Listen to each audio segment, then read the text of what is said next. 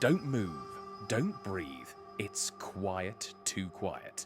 Welcome to Host Ghost, if your heart skipped good, because what you're about to see wasn't meant to be found. The shadows are watching, the walls are whispering, and something is standing right behind you. Ready, because the nightmare starts now. Haha.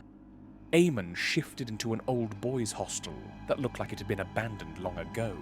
Cracked paint, flickering corridor lights, and a strange coldness that hugged your skin the moment you entered.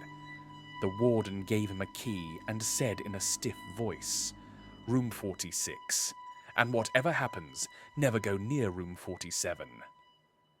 Amon thought it was a prank, smiled, nodded, and went to his room. But the first night itself felt wrong. At 2:13 a.m., a soft knocking sound echoed through the corridor. Knock! Knock!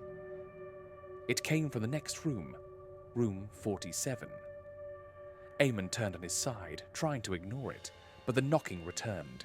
This time slower, heavier, like someone was knocking from inside the wall. He forced himself to sleep somehow, but the next morning he saw something even stranger. As he walked towards the washroom, a girl stood at the far end of the corridor. Long, messy hair, pale skin, still. Girls weren't allowed inside the boys' hostel. Before he could speak, she vanished right in front of his eyes. His whole body went cold. When he told his roommate Arajit about the girl, Arajit's face drained of all colour. Bro, don't go near room 47 at night, and don't look into its window. Amon didn't understand what the big deal was, but that warning only made him more curious. That night, at exactly 2:13 a.m., the knock returned. Knock, knock. Amon slowly opened his room door. The corridor stretched out silently, but room 47's small window had something behind it. A face. A girl. The same pale face, the same empty eyes he saw in the corridor. Her lips barely moved, but Amon heard a whisper. "Let me out!" His heart raced. He ran back to his room and slammed the door. Morning came, and Amon demanded the truth. Arijit finally told him. 3 years ago, a girl named Risha secretly stayed in room 47. One night, she disappeared. No one found her. But every night, at the same time, knocking comes from that room. Anyone who looks into the window disappears after some days. Amon didn't want to believe it, but that fear stayed at the back of his mind. Still, curiosity pulled him back toward room 47 the next night. At 2:13 a.m., Amon woke again to the knocking. But this time, it didn't come from room 47. It came from behind him. He turned fast. No one. Then suddenly, the knocking hit the door of room 47. Amon walked forward slowly, breathing loud enough to hear his heartbeat. The window wasn't foggy this time. It was clear and empty. Just when he leaned closer, click. The door of room 47 unlocked itself and opened an inch. Amon froze. Inside the room was complete darkness, thick and deep like a hole. Something shifted inside it. A whisper crawled out of the darkness. "You came! I was waiting!"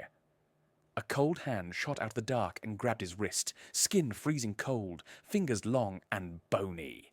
Risha stepped out, her dead eyes staring right at him. "Stay with me," she whispered in a voice that didn't sound human anymore. Amon screamed and ran down the corridor. But the corridor felt longer than usual, stretching endlessly like the building itself was trapping him. Lights flickered violently, shadows twitched on the walls, and behind him he heard her whisper again. "You opened the door. Now you must stay." Somehow he reached outside, ran straight out of the hostel, and didn't stop until his legs gave up. He shifted to another hostel the very next day. A month later he returned just to collect his certificates. The warden looked at him strangely. "You were in room 46, right?" Amon nodded. The warden frowned and said, "Room 46 has been sealed for years. No one stays there." Amon's chest tightened. "Then which room was I staying in?" The warden stared at him and whispered, "Room 47. Amon didn't reply. He slowly turned toward the corridor. Room 47's door was half open. Inside it, someone stood still. A girl, pale, silent, staring at him, waiting.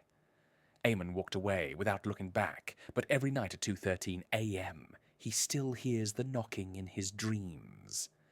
Knock, knock, just for him.